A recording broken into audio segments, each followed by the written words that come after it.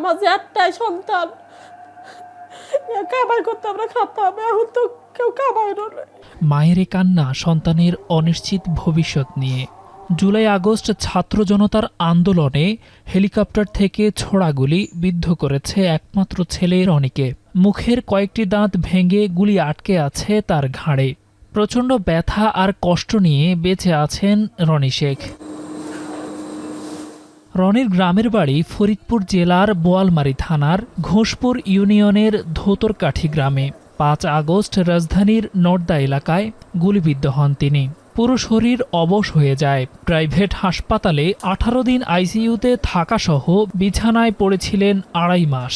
এ সময়ে পরিবারকে হারাতে হয়েছে চাষের জমি ও দুধের গরু, পড়তে হয়েছে ঋণের কবলে।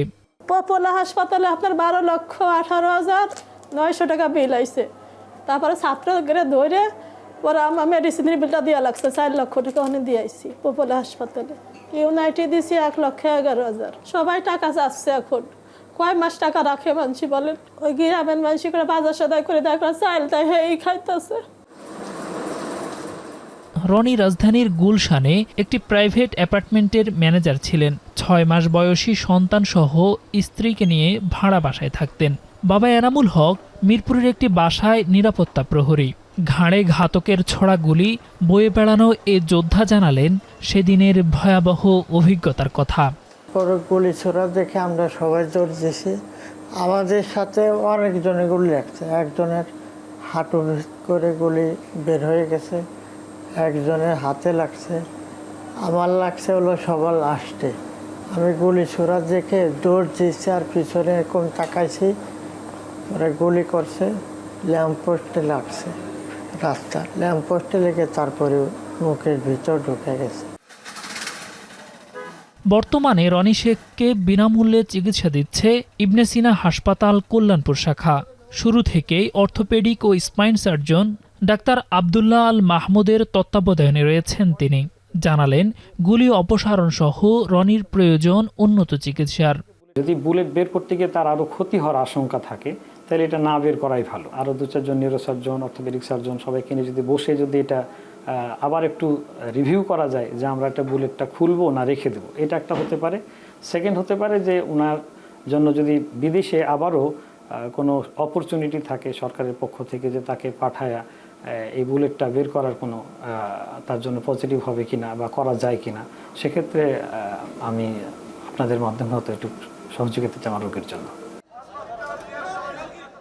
বৈষম্য বিরোধী আন্দোলনকালে আহতদের সেবা পাওয়া নিয়েই ছিল এক প্রকার অনিশ্চয়তা। কিন্তু তারপরও আহতদের চিকিৎসা সেবা প্রদান থেকে বিচ্যুত হননি বহু বেসরকারি হাসপাতাল ও ক্লিনিক, যে কারণে অনেক হাসপাতালকে পড়তে হয় নানা আইনি ঝামেলায়। হাসপাতাল কর্তৃপক্ষ জানান নৈতিক দায়িত্ববোধ থেকেই সেবা দিয়ে গেছেন তারা।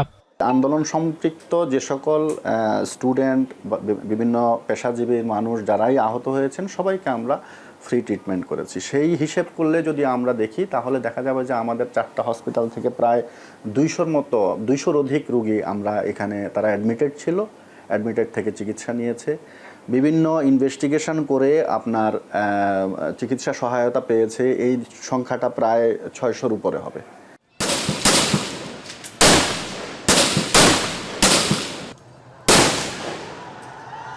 বৈষম্য বিরোধী ছাত্র জনতার আন্দোলনে গুরুতর আহত রনির মতো অনেকের উন্নত চিকিৎসার জন্য বিদেশ পাঠানো প্রয়োজন। সরকারি ব্যবস্থাপনায় এখন পর্যন্ত বিদেশ গেছেন মাত্র 7 জন। প্রক্রিয়াধীন রয়েছেন আরও অন্তত 20 থেকে 25 জন। যদিও সরকারি ব্যবস্থাপনার দীর্ঘসূত্রিতায় উন্নত চিকিৎসা প্রাপ্তিতে দেরি হচ্ছে। দেলোয়ার দোলন, এখন, ঢাকা। মাঠের অলরাউন্ডার আমি আর ঘরের allrounder Tylox. Tylox toilet cleaner, clean মানেই টাইলক্স।